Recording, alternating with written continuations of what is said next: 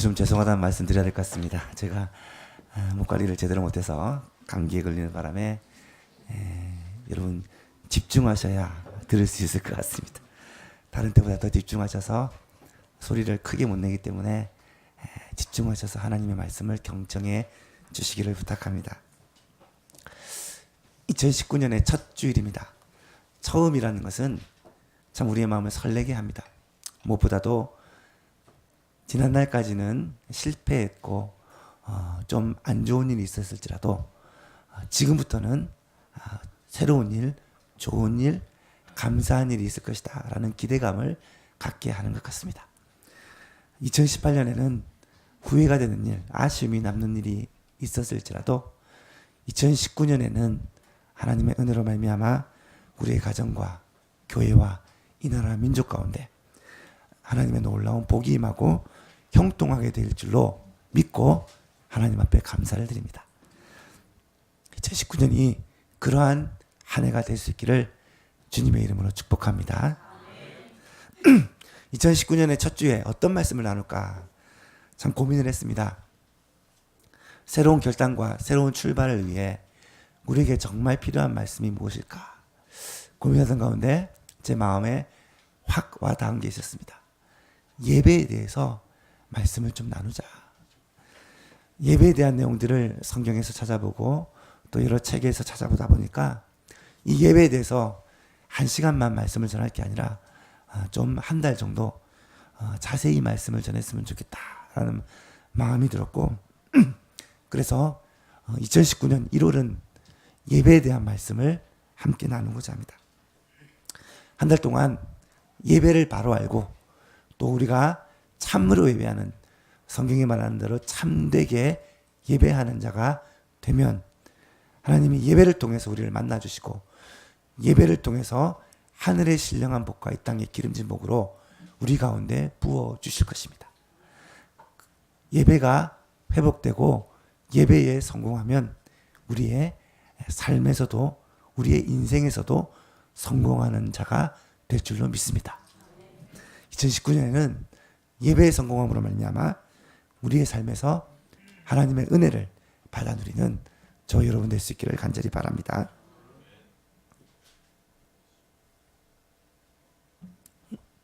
오늘은 첫 시간입니다. 예배는 하나님과의 만남입니다 라는 제목으로 말씀을 나누고자 합니다. 구약성경에서 특별히 창세기를 읽다 보면 그런 표현을 참 많이 만납니다.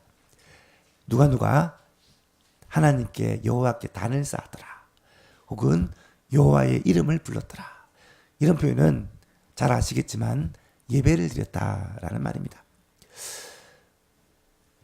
가인과 아벨도 그랬고요. 노아도 그랬고요. 믿음의 족장 아브라함과 이삭과 야곱도 그렇게 하나님께 단을 쌓고 예배를 드리는 모습이 많이 나타납니다. 출애굽기를 읽다 보면 앞에 20장까지는 하나님이 이스라엘 백성들을 출애굽하는 장면이 나오지만 20장부터는 마지막 40장까지가 주로 율법에 대한 내용, 제사에 대한 내용, 성막에 대한 내용들이 대부분을 차지합니다. 이어서 레위기와 또 신명기를 읽어보면 주로 제사와 율법과 또 성막에 관한 내용이 대부분이라는 것을 알 수가 있습니다. 번제, 소제, 화목제, 속제제, 속건제 뭐 이런 말들이 계속 나오고요. 뭐 제물을 드릴 때는 뭐 3년 된 순양이나 순염소로 혹은 비둘기로 하나님께 제물을 드리라. 그리고 어떤 걸 만드는데 장이 몇 규빗, 광이 몇 규빗, 고가 몇 규빗 이런 얘기가 나오고요. 청색, 자색, 홍색 실과 가늘게 꼰 배실로 무슨 물건을 만들고 이런 일들을 읽다 보면 굉장히 낯선 용어들이 반복되어 나오고요. 또 비슷한 말들이 계속해서 나와서 좀 지겨운 느낌이 들고 정확하게 이해할 수가 없으면 이런 부분을 읽기가 힘들어집니다. 그래서 많은 사람들이 레위기를 읽다가 혹은 신명기를 읽다가 성경 읽기를 포기하는 경우를 많이 보게 되죠. 하지만 한 번쯤은 생각해 보셔야 됩니다. 왜 성경에서는 이런 얘기를 너무나도 강조하고 있을 것인가? 왜 제사에 대해서 성막에 대해서 그렇게 자세하게 강조하며 설명하는 것일까? 그 이유가 무엇이겠습니까? 그것은 구약시대의 제사와 성막은, 성전은 오늘 우리가 하나님을 예배하듯이 하나님을 만나는 방법이기 때문입니다. 오늘 말씀드릴 주제입니다. 첫 번째로 예배는 하나님과의 만남입니다. 예배가 무엇인가? 예배의 정의를 내리자면 여러 가지로 정의할 수 있겠지만 가장 요약된 정의를 말하자면 하나님과의 만남이라고 정의할 수가 있습니다. 이런 피조물인 인간이 창조주 하나님을 만난다. 이것이 얼마나 대단하고 위대한 일입니까? 하나님께서는 예배 중에 우리를 만나주시고 우리에게 말씀하시고 우리는 그 말씀을 듣고 하나님께 감사로 찬양으로 화답하고 또 그 말씀을 순종하고 주님과 우리와의 이 만남, 주고받는 이 관계가 바로 예배라는 것입니다. 따라서 예배에서 가장 중요한 요소 중에 하나는 이렇게 상호작용이다라고 표현할 수 있습니다. 예배를 지칭하는 용어 중에 예배를 본다, 예배를 드린다, 예배한다 이런 표현들을 많이 합니다. 여러분 어느 것이 가장 좋은 표현이겠습니까? 예배를 본다라는 말은 예배에서 받는 면을 강조한 것입니다. 예배 시간에 말씀을 듣고 예배 시간에 복을 받고 예배 시간에 은혜를 받습니다. 그래서 예배를 보러 가는 거죠. 예배를 드린다라는 것은 우리가 드리는 면을 강조하는 것입니다. 예배할 때 찬양을 드리고 예배할 때 헌금을 드리고 예배할 때 기도를 드리고 하나님께 드리는 거죠.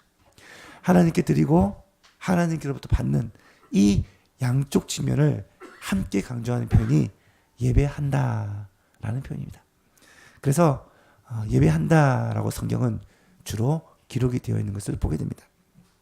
예배는 하나님과 우리와의 만남이기 때문에 이 만남의 자리에서 그냥 맹숭맹숭하게 얼굴만 쳐다보고 있는 게 아니라 서로 말씀을 주고받고 은혜를 주고받고 하나님께 찬양과 경배와 영광과 헌금을 드리고 하나님은 우리에게 말씀 주시고 은혜 주시고 복 주시고 이 아름다운 상호관계가 바로 예배라는 것입니다. 그런데 한번 생각해 보면 죄인인 인간이 거룩하신 하나님, 의로우신 하나님을 만나는 것 자체가 가능하냐라는 것입니다. 구약적인 관점에서 본다면 죄인이 하나님을 만나면 죽습니다. 죄인이 죄가 없으신 거룩하신 하나님을 만나면 우리는 죽을 수밖에 없다는 거예요. 그래서 구약시대는 하나님께 나가기 위해 어떻게 합니까? 제물을 가지고 갑니다. 제물은 내가 죽을 것을 이 제물에게 대신 죄를 전가시켜 이 제물이 피를 흘리고 죽음으로 말미암아 내 죄가 사함을 받고 하나님 앞에 나아갈 수 있도록 길을 열어주는 것이 바로 구약의 예배라고 하는 제사 제도인 것입니다. 히브리서는 구약과 신약을 연결하는 성경이다라고 말합니다. 히브리서 8장에서 10장의 내용은 구약의 내용을 쭉 설명하는 가운데 특별히 이 제사 제도와 또 율법과 성막이 과연 예수 그리스도 안에서 어떻게 재해석되고 있는지를 설명하고 있습니다. 구약시대의 제사와 성막은 모형이요 그림자입니다. 그리고 그 실체가 누구겠습니까? 예수 그리스도라는 것입니다. 구약시대의 성막 혹은 성전에서 드리는 예배에 대해서 우리는 세 가지로 좀 구분해서 생각을 해볼 필요가 있습니다. 첫 번째로는요, 백성들이 번제단에서 제사를 드림으로 드리는 예배가 있었습니다. 한번 상상해 보시기 바랍니다. 내가 죄를 범해서 하나님 앞에 제사를 드리러 성막에 갑니다. 성막은 그 문이 약 10m나 되는 넓은 문이지만 커튼식으로 드리워져 있어 들추어서 한 사람만이 지날 수 있도록 만들어 놓았습니다. 그곳에 자신이 짐승을 데리고 그렇게 들어갑니다. 그러면 앞에 번제단이 놓여 있고 제사장이 있습니다. 제사장은 이 예배를 인도하는 인도자요 중보자입니다. 제사장이 없으면 예배를 드릴 수가 없죠. 제사장은 이 사람의 머리에 손을 얹고 짐승의 머리에 손을 얹습니다. 그러면 이 사람이 지은 죄가 짐승에게로 전가되어지죠. 그리고 이 짐승을 잡습니다. 누가 잡느냐? 죄를 지은 그 사람이 직접 잡습니다. 칼을 들어 짐승을 잡으면 그 짐승은 파르르 떨면서 피를 흘리고 죽어가겠죠. 그 모습을 보면서 무슨 생각을 하겠습니까? 내 죄 때문에 이 짐승이 죽어가는구나. 죄라는 것이 이렇게 무서운 것이구나. 다시는 죄를 범하면 안 되겠다. 그런 마음을 갖게 되는 것이죠. 오늘날로 적용을 해본다면 바로 이 번제단의 예배는 죄 사함을 받는 단계의 예배다라고 말할 수 있습니다. 이 예배의 특징은 과거의 죄의 문제를 해결하기 위한 예배라는 것입니다. 이 예배는 어떤 하나님을 만나게 됩니까? 죄를 벌하시는 무서운 하나님을 만나게 됩니다. 이 예배는 중보자가 필요합니다. 중보자는 예배를 인도하는 사람이고요. 우리는 예배에 참석하여 예배를 구경하는 사람인 것 같습니다. 그래서 이 예배는 내가 예배자로 참석하기보다 예배 참가자로, 예배에 참석하는 사람으로 그렇게 동참하는 것을 보게 됩니다. 흔히 예배 보러 간다, 예배 참석한다 라고 말하는 것이 이런 예배를 말하는 것입니다. 이 예배를 오늘 우리에게 적용시키자면 형식적으로 드리는 예배, 습관적으로 드리는 예배, 의무적으로 드리는 예배가 이런 예배다 라고 말할 수 있습니다. 예배를 안 드리면 안 될 것 같으니까 지은 죄가 많아서 그 죄를 좀 씻기 위해서 주일날 교회에 와서 예배를 드리는 것입니다.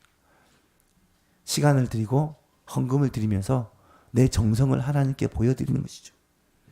때로는 감정을 풀고 때로는 위로받고 때로는 마음의 안정을 얻기 위해 예배를 드리는 것입니다.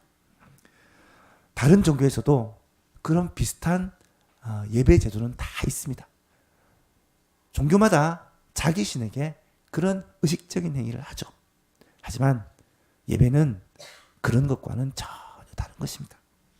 이런 예배를 통해서는 사실 하나님을 만나고 하나님의 은혜를 받고 우리의 삶을 바꾸는 것이 쉽지가 않습니다. 두 번째 예배는 성소 예배라 할 수 있습니다. 이것은 제사장들이 성소에서 들어가 예배를 드리는 것을 말합니다. 제사장은 순서를 따라 자기 순서가 되면 성소에 들어갑니다. 성소에 들어가기 위해서는 먼저 물두멍에서 손발을 씻고 몸을 깨끗이 한 후에 자기를 살피고 성소에 들어갈 수 있었습니다. 성소는 사방이 널빤으로 둘러싸이는데 이 널빤이 금을 다 두른 널빤입니다. 그래서 밖에서 보면 색깔이 금 같습니다. 그리고 천장은 네 겹으로 덮어서 제일 안쪽에는 세마포로, 그 다음에 흰 양털로, 그 다음에 붉은 순양의 가죽으로, 물기의 가죽으로 네 겹으로 덮어서 밖에서 빛이 안으로 전혀 들어오지를 않습니다. 안에 유일한 빛은 금촛대에서 비추는 7개의 등잔이 이 성소 안에 있는 유일한 빛입니다. 그렇다면 이 성소 안에 들어갔을 때 이 제사장은 어떤 기분이었을까?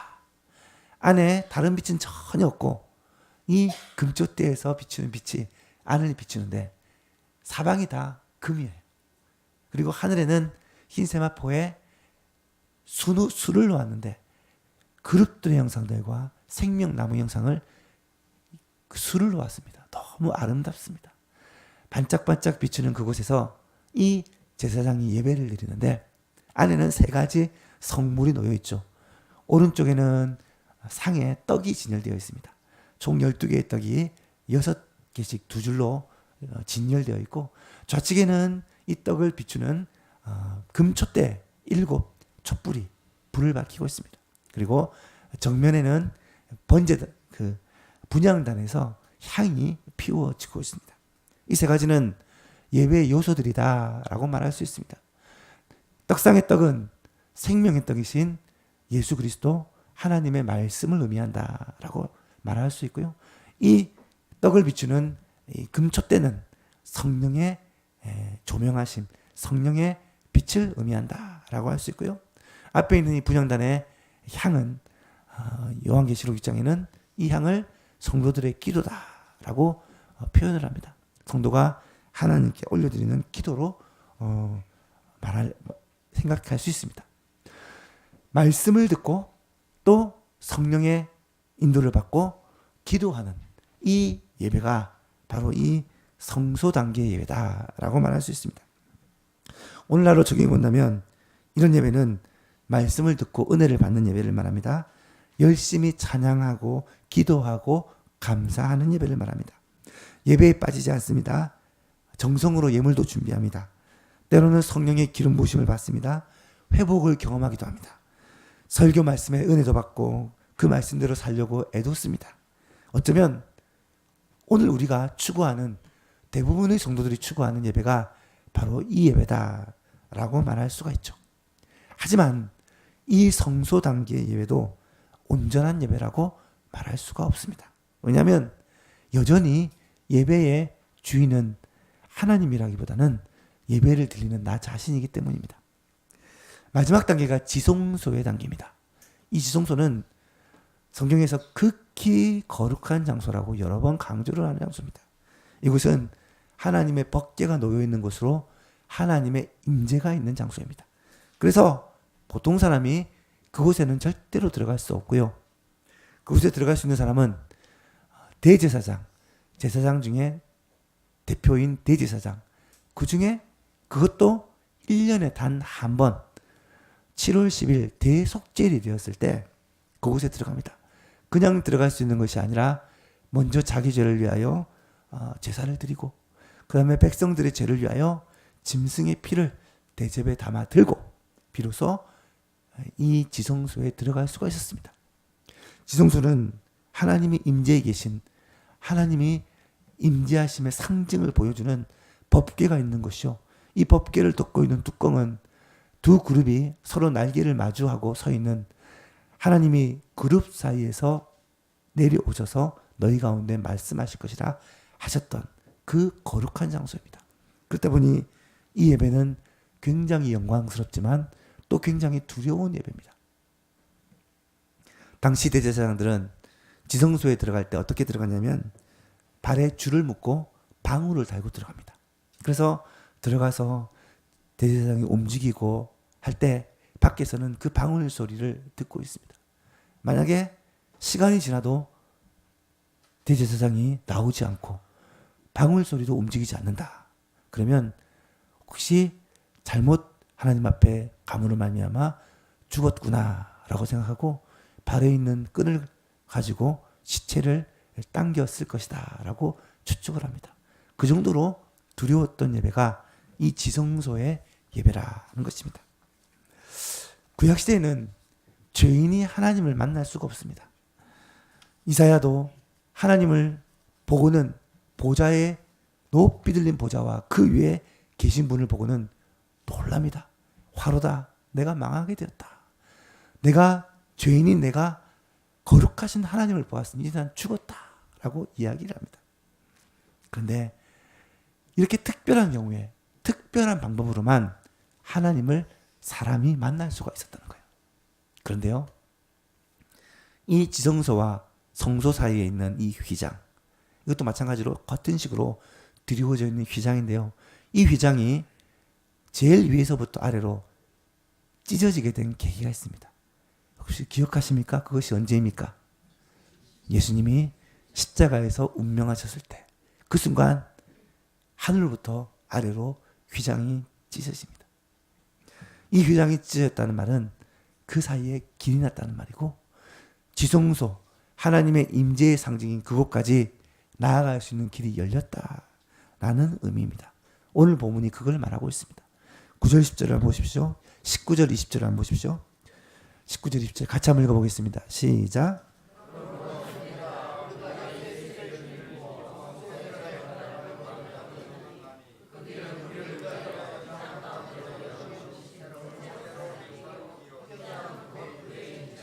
아멘.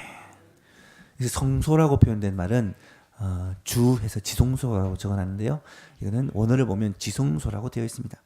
지성소에 들어갈 담력을 얻었다.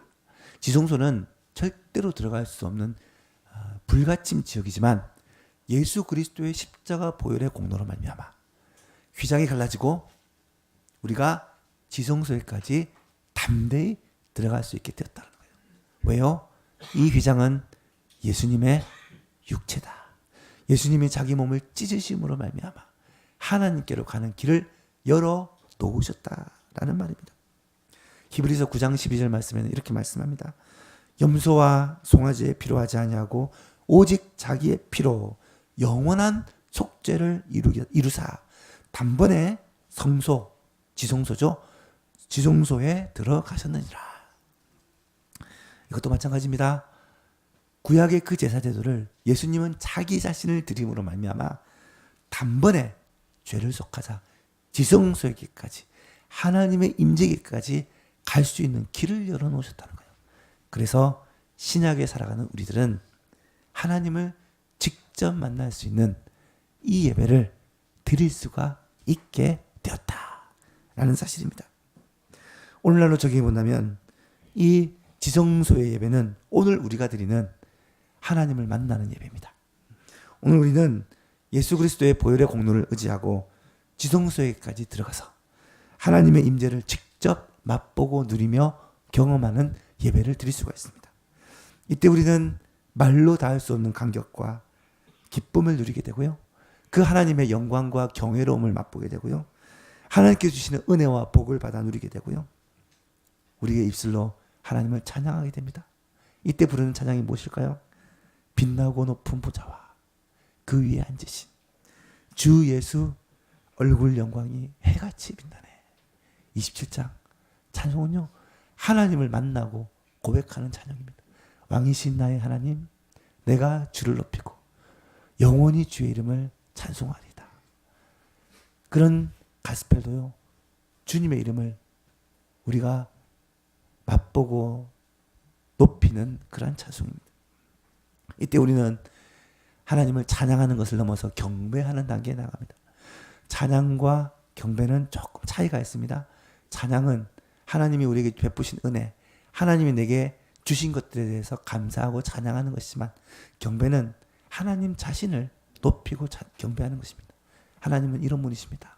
하나님은 마땅히 영광 받으실 분이십니다. 그 결과로 어떤 일이 벌어진 줄 아십니까? 우리의 몸과 영과 혼이 회복되어지고 생각과 삶이 변화되며 우리가 하나님을 맛보고 누리는 그 영광을 체험하게 된다는 것입니다. 이것이 지성소 예배요. 이것이 오늘 우리가 드리는 참 예배다라는 것이죠.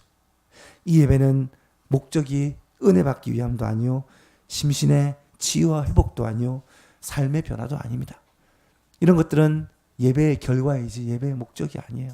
예배의 목적은 오직 하나님을 만나는 것이고 그분 앞에 그분을 높이고 경배하는 것이 되어지고요.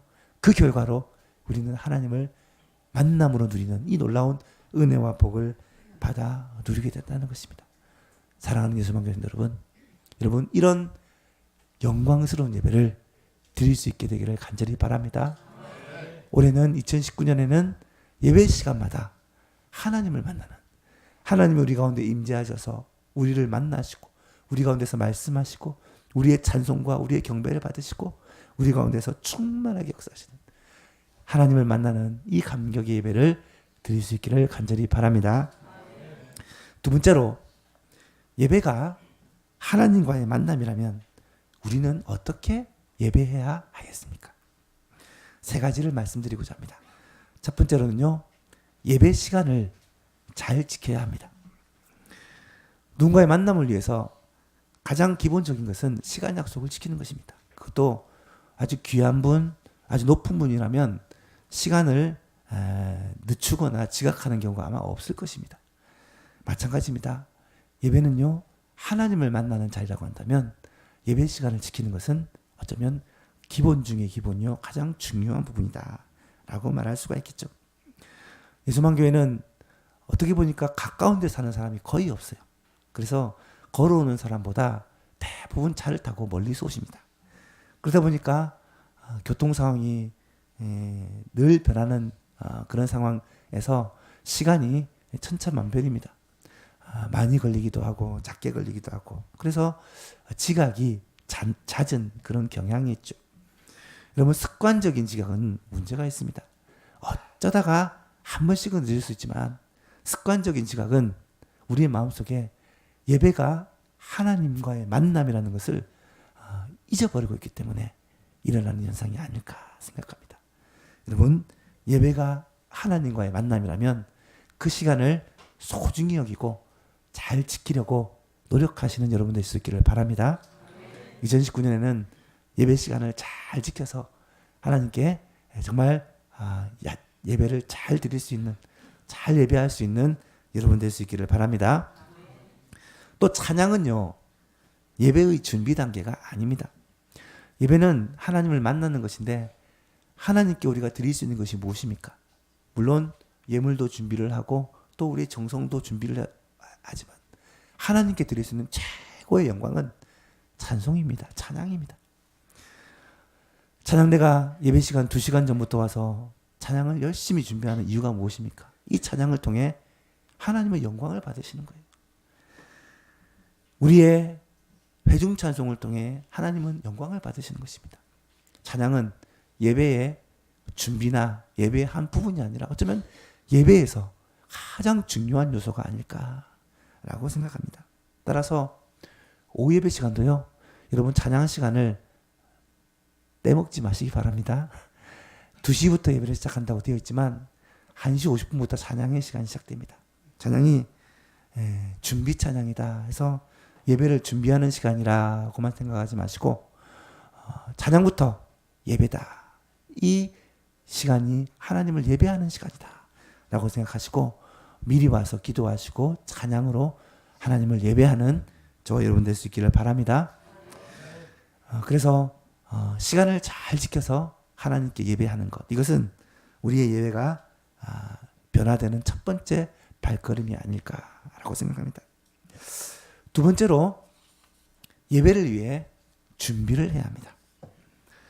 누구나 사람을 만나기 위해서 준비를 합니다. 여자 같은 경우는 좀 몸을 꾸미고 우리도 좀 씻고 예쁘게 해가지고 사람을 만나러 가죠. 특별히 귀한 사람, 높은 사람을 만나러 가려면 더 잘 준비해서 가기에 마련입니다. 외모도 중요하지만 더 중요한 것은 어쩌면 마음일 것입니다. 오늘 본문에 보니까 하나님을 만나러 가는 그 예배 자리에 우리의 마음가짐이 어때야 되는지를 말씀하고 있습니다. 22절 말씀을 같이 한번 읽어보겠습니다. 시작.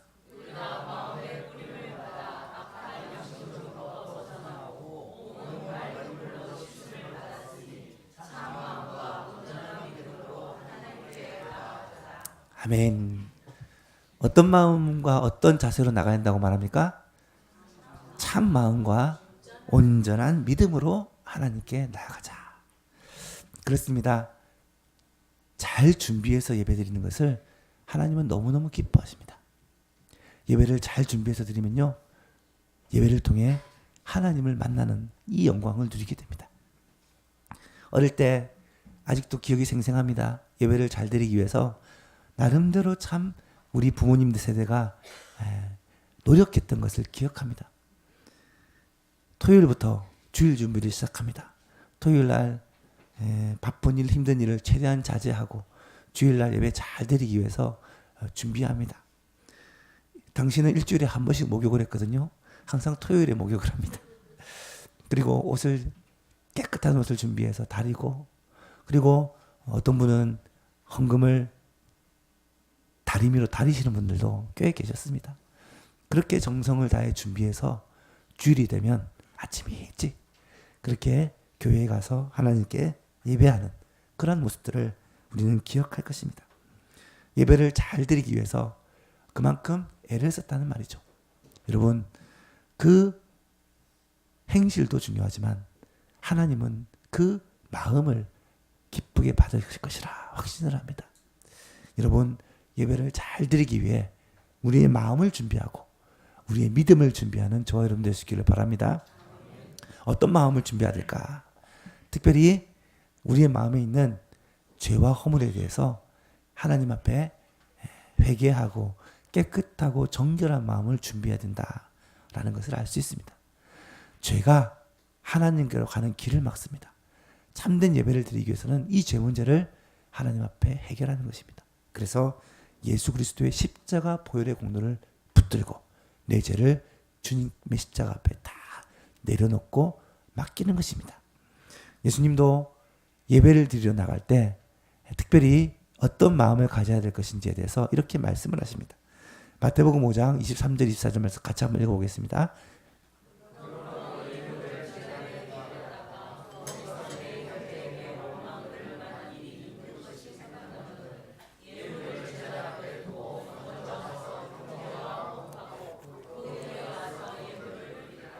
아멘.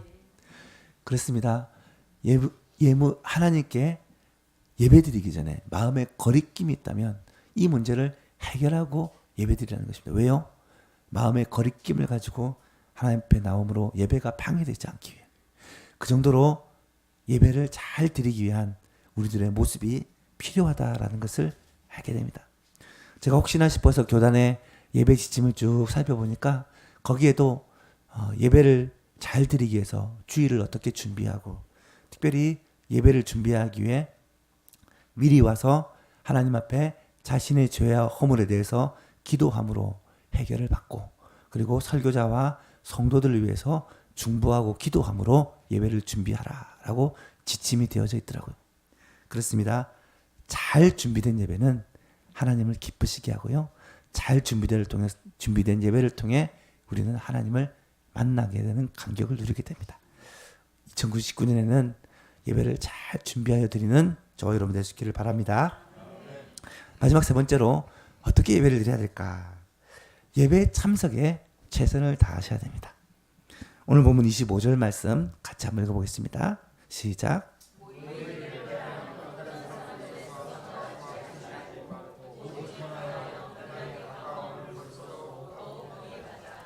말세의 때가 되면 모이기를 패하는 사람들의 습관이 있다라고 말씀을 하십니다.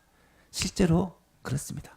많은 사람들이 교회 가는 것을 좀 귀찮아하고 집에서도 따뜻한 방에서도 TV만 틀면 늘 예배를 하기 때문에 이 좋은 설교, 좋은 목사님 설교 들으면 안 되나 라고 생각하는 사람들이 있습니다. 여러분 물론 그렇게 하는 것들이 잘못된 것입니다. 마지막 때가 되면 모이기를 패하고 다양한 자기만의 방법으로 그렇게 예배하고자 하는 사람들이 생기지만 성경은 항상 교회가 하나님의 예수 그리스도의 몸이요 함께 모여 하나님께 영광을 돌리는 예배하는 공동체라는 것을 말씀합니다. 예배만 잘 드려도 인생이 성공한다. 제가 어릴 때 우리 중고등부 때 교육자를 통해서 귀에 못이 박히도록 들었던 말씀입니다.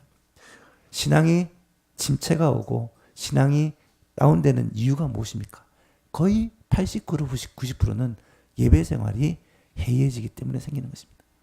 우리 예배가 회복되고 예배를 잘 준비해서 하나님을 만나는 예배를 드린다면 우리의 신앙도 회복되고 결과적으로 우리의 삶도 회복되고 더 나아가서 우리의 인생도 성공하게 될 줄로 믿습니다. 하나님이 복 주시고 하나님이 우리를 만나시고 하나님이 우리와 함께 하시면 그것이 복이에요. 그것이 우리의 삶의 성공이라는 것입니다. 사랑하는 성도 여러분, 올해 2019년에는 예배 참석을 위해 최선을 다하시기를 바랍니다. 그래서 주일 오전에만 예배 참석하셨던 분들은 오후에도 참석할 수 있도록 애를 쓰시고 주일날만 예배 참석하셨던 분들은 수요 기도회와 금요 기도회도 참석하기 위해 애를 쓰시고 또 예배 참석하시는 분들은 새벽 기도회도 참석하기 위해 애를 쓰시고 우리의 이런 예배 생활을 점점 더 진보하는 2019년이 될 수 있기를 간절히 바랍니다. 말씀을 맺습니다. 예배는 하나님과의 만남이라고 말씀을 드렸습니다. 한번 생각해 보십시오. 하나님이 우리의 참 아버지시라면 아들 된 우리, 딸 된 우리가 하나님을 만나는 것이 얼마나 영광스럽고 또 얼마나 기쁜 일입니까? 하나님 앞에 나와 예배할 때 아버지를 만난다. 부모님을 만나러 명절 때 시골에 가는 그 느낌. 어쩌면 우리의 참 아버지를 만나는 그 감격을 가지고 하나님 앞에 나와 하나님을 만나고 하나님께 찬양과 경배와 영광과 우리의 예물을 올려드리며 하나님으로부터 은혜와 복과 하나님의 임재를 맛보고 누리는 그러한 영광스러운 예배가 될 수 있기를 간절히 바랍니다. 하나님을 만나기 위해서 반드시 기억해야 될 게 예수 그리스도 십자가 보혈의 공로를 의지하고 나가는 것입니다. 그리스도의 공로 없으면 어떤 사람도 하나님께로 나아갈 수 없습니다. 오늘도 예배 때마다 예수 그리스도의 십자가 붙들고 나아가서 하나님을 만나는 감격의 예배를 드릴 수 있기를 간절히 원하고요. 예배가 하나님의 만남이라면 우리가 꼭 기억해야 될 세 가지를 말씀드렸습니다. 예배 시간을 잘 지키시기를 바라고요. 예배를 준비해서 드릴 수 있기를 바라고요. 나아가서 예배에 참석하기 위해 힘쓰는 저와 여러분 될 수 있기를 주님의 이름으로 축복합니다.